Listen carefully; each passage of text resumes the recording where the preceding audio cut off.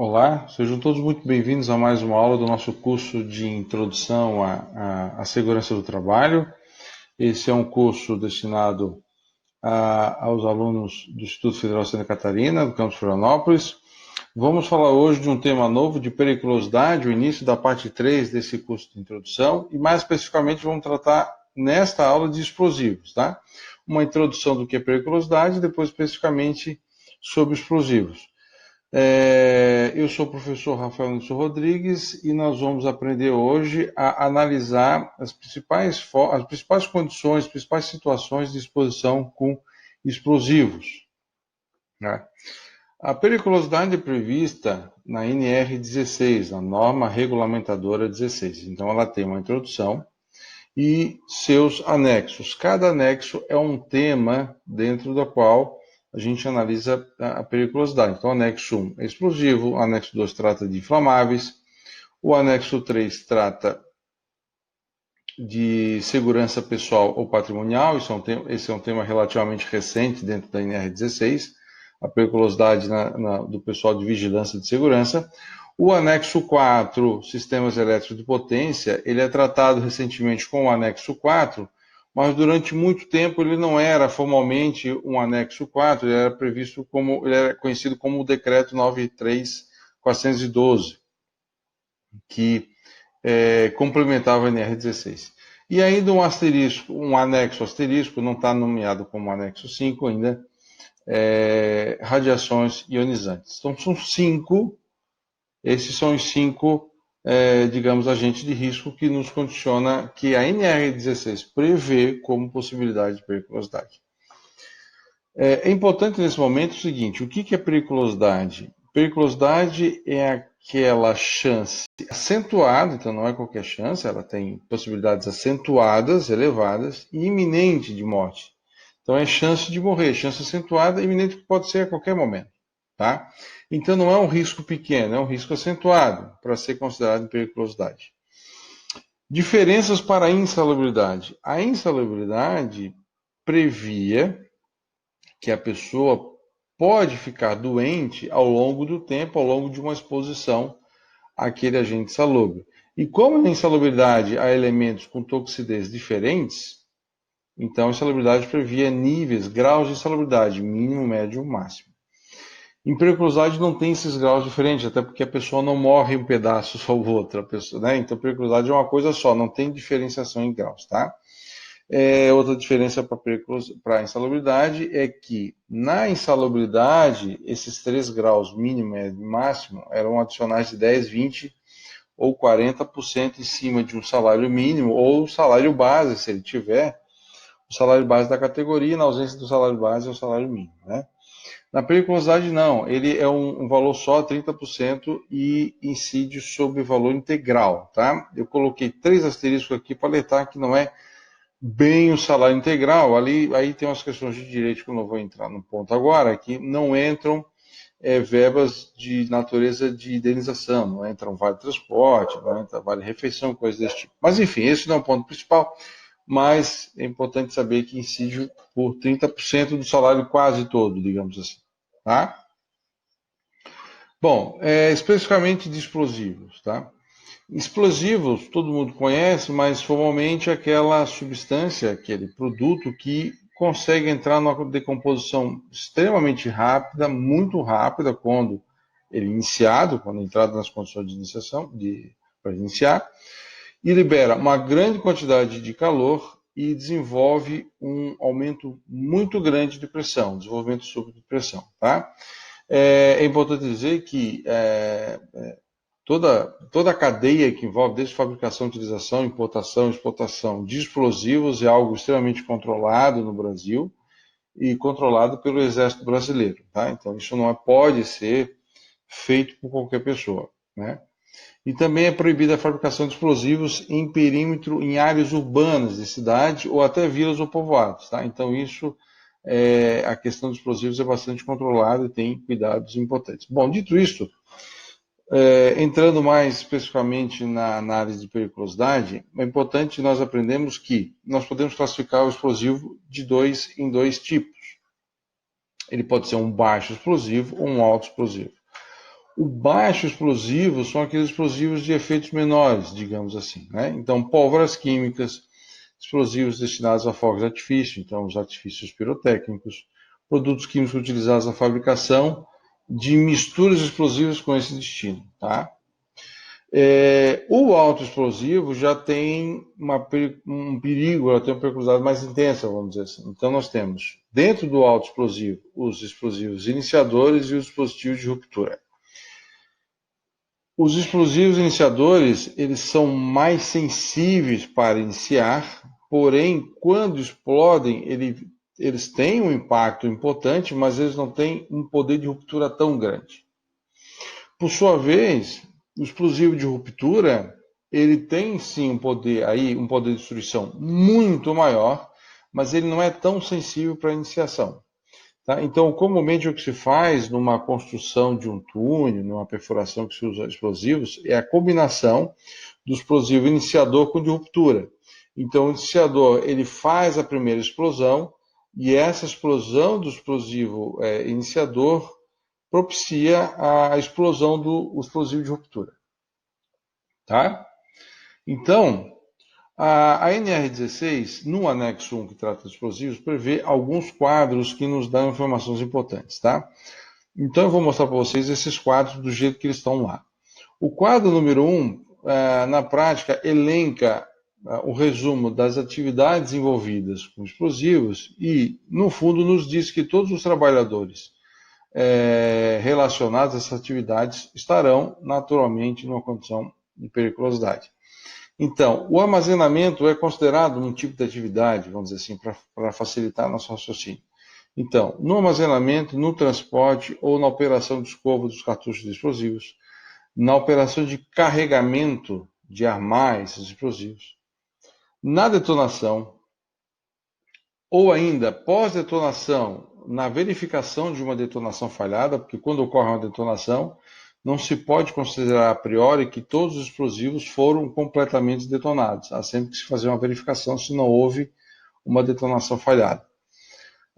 Na queima e destruição de explosivos deteriorados, seja por uma detonação falhada ou por um armazenamento inadequado que comprometeu o explosivo, ou na operação de manuseio como todos os explosivos. Tá? Então, todos os trabalhadores envolvidos nessas atividades estarão exercendo uma atividade naturalmente perigosa. Tá? E a eles caberão o direito de um adicional de 30%, como prevê a periculosidade. Mas é importante eu dizer aqui, poderia ter dito antes, que quando um acidente com algo de periculosidade ocorre, vamos pensar numa explosão, um explosivo, ele tem um poder de alcance. E as pessoas que estão dentro dessa área crítica vão também sofrer danos sérios, tendo um potencial de morte. Então, para fins de periculosidade, ou a pessoa desenvolve uma atividade naturalmente perigosa, como essas que nós vimos agora de explosivos, ou ela pode desenvolver qualquer outro tipo de atividade, mesmo que atividade comum, se ela estiver dentro de uma área chamada área de risco. Então, se a pessoa estiver dentro da área de risco, ela já estará dentro de uma condição de periculosidade, independente da atividade que ela faça. Mas veja, tanto o exercício da atividade periculosa em si, quanto a permanência dentro de uma área de risco, para caracterizar a periculosidade, isso tem que ocorrer de forma habitual. Tem que ser hábito. A pessoa tem que estar ali de maneira programada, conhecida. Então é sabido que a pessoa vai estar semana que vem, amanhã, ou na terça, quarta e quinta-feira exercendo aquela atividade ou dentro daquela área de risco, tá? Desde que com um tempo não desprezível. Então tem que permanecer ali com uma frequência razoável e com um tempo razoável. Bom, o nosso anexo ainda nos traz, e aí já associando a área de risco, alguns itens. Vamos ver mirando aqueles tipos de explosivos que nós vimos antes, né? O baixo e o alto explosivo. Então, letra A, exatamente como está no texto do anexo 1 da NR16. Nos locais de armazenagem de pólvora química, artifícios pirotécnicos e aqueles produtos utilizados na fabricação de misturas explosivas ou de fogos de artifício, ou seja, baixo explosivo. Tá? terão uma área comprometida, e aí eu digo para vocês uma área de risco, conforme o quadro número 2. Então, veja, haverá um edifício, um prédio, uma construção que serve de depósito. Tá? A área de risco será toda a faixa em volta, fora dessa armazenagem, com a faixa de terreno descrito pela tabela. Evidentemente que dentro desse edifício, dentro dessa construção que abriga o armazenamento do explosivo, já é também uma área de periculosidade. Então, além da construção que faz o armazenamento, nós temos uma faixa de terreno que também será de risco. E o tamanho dessa faixa de terreno depende da quantidade de explosivos que tem lá dentro, medida em quilos. Então, depende da massa de explosivo que tem lá. Para essa letra A, baixo explosivo, nós temos a seguinte relação. Então, até 4,5 toneladas ou até 4.500 quilos, ou seja, menor ou igual a 4.500 quilos, nós teremos uma faixa de terreno, aqui está escrito distância máxima D, mas na prática se considera exatamente esse valor, né? De 45 metros. Então, uma faixa de 45 metros ao redor do depósito é área de risco. Mais do que 4.500 quilos, ou seja, maior que, então tome cuidado, não há intersecção aqui, tá? Aqui é menor ou igual, nessa primeira linha, e aqui é maior que. Então, maior que 4.500 quilos até menor ou igual, até igual a 45 mil quilos, 90 metros. Mais do que 45 toneladas até 90 toneladas, 110 metros. E mais do que 90 toneladas até 225 toneladas, nós temos uma faixa de 180 metros de largura. Tá? Então, e aqui nós temos um asterisco que nos diz o seguinte, olha, essa é a quantidade máxima que não pode ser ultrapassada dentro de um mesmo armazenamento desse tipo de explosivo. Tá? E você também não pode misturar os tipos de explosivos que estão sendo armazenados, eles são armazenados em ambientes diferentes. Certo?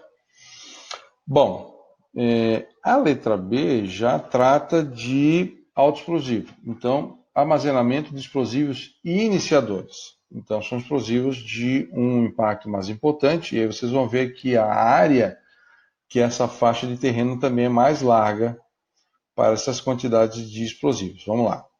Então, aqui até 20 quilos, já temos 75 metros de largura como faixa em torno do depósito, que seria a nossa área comprometida ou área de risco. Veja em comparação com o quadro 2, que aqui eu teria até 4,5 toneladas, 45 metros.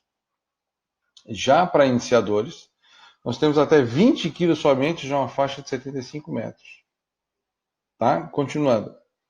Mais do que 20 quilos até 200 quilos, 220 metros, assim por diante, tá? Então chegando ao máximo de 9 toneladas somente. Veja que antes poderia ter 225 toneladas.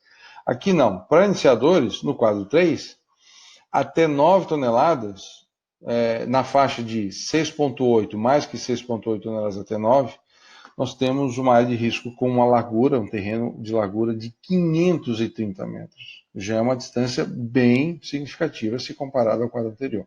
Novamente, esse 9 toneladas aqui, essa quantidade de 9 toneladas, é a quantidade máxima que não pode ser ultrapassada de armazenamento desse explosivo dentro de um mesmo local. Tá? Continuando, aí nós chegamos no letra C, que trata do armazenamento de explosivo de ruptura. Tá? Explosivo de ruptura, então, quadro número 4, eu dividi aqui, vocês vão ver então que esse quadro é maior do que os outros, ele tem uma quantidade maior de faixas. Tá? Então nós temos até 23 quilos, faixa de terreno mais de risco com uma faixa de largura até 45 metros, mais do que 23 até 45 já passa para 75 metros, assim por diante, tá? Aqui eu interrompi porque a tabela é bem mais extensa do que isso, mas chegamos nos limites na última linha de que mais do que 90,7 toneladas desse tipo de explosivo até 113,3 toneladas, nós temos uma área de risco com terreno de largura de 1 km e 350 metros, ou 1.350 metros. É uma área realmente bastante grande, bastante significativa. Tá? Então, áreas de risco, 3 quadros para os 3 tipos de explosivos previstos aqui nessa norma. Tá? É importante eu salientar para vocês ainda algumas observações. Vamos lá. A letra D ainda desse anexo diz o seguinte, olha, quando se tratar de depósito barricado ou entrincheirado, que é aquele depósito que ele está quase que enterrado, né? Então tem terra, tem um volume de terra em volta. Então, ele foi colocado no nível de subsolo, digamos assim, de maneira que se ocorrer um acidente, a terra que tem em volta acaba segurando um pouco dos efeitos do acidente, dos efeitos da explosão. Então veja, quando se tratar de um depósito barricado ou entrincheirado, para efeito da delimitação da área de risco, as distâncias previstas, e tome cuidado, as distâncias previstas somente no quadro número 4 podem ser reduzidas pela metade. O quadro número 4 trata de explosivos de ruptura. Então, essa possibilidade de reduzir pela metade a largura da faixa da área de risco só é possível quando barricado ou entrincheirado um depósito de explosivo de ruptura, tá? Somente do quadro número 4, certo? Então, eventualmente, se você tem aqui 300 metros, nessa linha aqui, mais que 360 até 400 quilos, você poderia, se tiver barricado, essa faixa cai para 150 metros. Tá? De novo, somente para explosivos de ruptura. Aqui eu estou mostrando alguns exemplos, é muito comum a construção de túneis, né? Então, existe um ciclo quase que contínuo entre perfuração da pedra, se monta o explosivo, se detona, e depois se recolhe os entulhos e depois repete-se, perfuração da pedra, assim por diante. Tá? É muito comum o uso de explosivos desse tipo de local e o uso é muito calculado porque sempre se explode dentro de maneira que a perfuração, né, a construção daquelas pedras ocorre dentro de um formato desejado pelo projeto. Tá? Aqui também são dois locais que eu tive a oportunidade de registrar, então nós temos depósitos que são não completamente barricados, mas já tem aqui uma proteção, pelo menos de um lado, uma proteção de terra significativa. Tá? Então nós temos um depósito para dispositivo iniciador e um outro depósito para dispositivo de ruptura com os distanciamentos devidos. Certo? Muito bem. Bom, é muito importante eu mostrar para vocês que ocorrem muitos acidentes com explosivos que não esses que a gente conhece mais comumente, né? Dinamite, coisas desse tipo. Existe um problema muito, muito sério, um problema mundial, que é poeiras explosivas. As poeiras explodem. Tá? E é tudo uma combinação de como está previsto aqui nesse pentágono, né? Nesses 5 elementos que levam uma poeira a explodir. Tá? Então, se há poeira em confinamento, ambiente fechado, tá? Não precisa ser um ambiente pequeno. Se há oxigênio no ar, se existe esse tipo de poeira que pode... Veja, açúcar, farinha de trigo, tá? A gente vai ver em seguida. Se essas poeiras estão dispersas, então você pode até ter um depósito não disperso, né, acomodado dentro de uma superfície qualquer. Mas se há um pouco de elemento disperso, e aí vai combinar também a questão de gramatura, concentração, temperatura, umidade, enfim. Mas se entrar isso e ignição, nós temos uma explosão de poeira. E aí, essa explosão, ela não vai explodir a poeira como toda ela, a poeira disposta naquele ambiente confinado, mas essa pequena explosão inicial gera uma reação em cadeia de várias outras explosões em seguida, tá? Existe um caso bastante conhecido, se vocês procurarem até no YouTube, vocês vão encontrar vários vídeos explicando e detalhando como é que ocorreu essa explosão de uma fábrica de açúcar, de uma indústria de açúcar, de beneficiamento de açúcar na Geórgia, nos Estados Unidos, em 2008, tá? Então, o açúcar, a explosão de açúcar destruiu praticamente a fábrica inteira. Tá? Eu deixo como observação aqui que, por exemplo, 20 gramas de poeira de pó orgânico em condições ideais, condições propícias, né? Dentro de um ambiente de 1 metro cúbico, já dá explosão. 20 gramas. Professor, isso pode dar periculosidade? Pode, dentro da minha visão pode. Isso é uma avaliação um pouco mais cuidadosa, mas pode ocorrer, tá? Eu deixo aqui também o seguinte, no Brasil já ocorreram muitas explosões. Silos de grãos, tá? Soja ou milho, silos de grãos também acontece, já aconteceram acidentes, se vocês procurarem, vocês vão encontrar alguns casos. Aqui de uma entidade dos Estados Unidos, a OSHA, tem uma tabela de poeiras combustíveis. Eu estou utilizando uma arte aqui que não foi feita por mim, foi feita pela empresa que está aqui destacada, né? Mas relaciona uma série de poeiras combustíveis. Açúcar, beterraba, poeiras derivadas do beneficiamento do leite, milho, arroz, trigo, tá? Poeira ou farinha de madeira, né? Enfim, destinados de madeira, soja, vou passar para cá, malte e assim por diante, né? Alguns talvez um pouco mais, menos surpreendentes, né? Então, a carvão, poeira de carvão, ou celulose, ou ainda derivada do petróleo, fumos, assim por diante, tá? Alumínio é uma poeira metálica, mas o alumínio tem um potencial de explosão muito perigoso, né? Até como ilustração, existe um índice que é o KST, que nos dá uma ideia de poder, severidade da explosão. Tá? Eu não vou entrar muito nesse detalhe, porque a gente já está até, inclusive, indo um pouquinho além do que é o necessário para o nosso curso de Introdução à Segurança do Trabalho, para um curso de engenharia. Tá? Mas vocês percebem, por exemplo, que o alumínio tem um número mais significativo, poliéster, epóxi, farinha de milho mais aqui embaixo, ou ainda poeira de madeira, farinha de trigo. Tá? Açúcar tem um KST de 132, e o açúcar foi o causador da explosão que eu mostrei no slide anterior. Tá? Bom, muito obrigado a todos. Eu espero que vocês tenham compreendido razoavelmente, ou compreendido muito bem periculosidade, em particular esse anexo 1 que trata de explosivos. Se você é meu aluno da engenharia, por favor, vocês podem entrar em contato comigo no nosso e-mail ou no nosso sistema SIGA-A.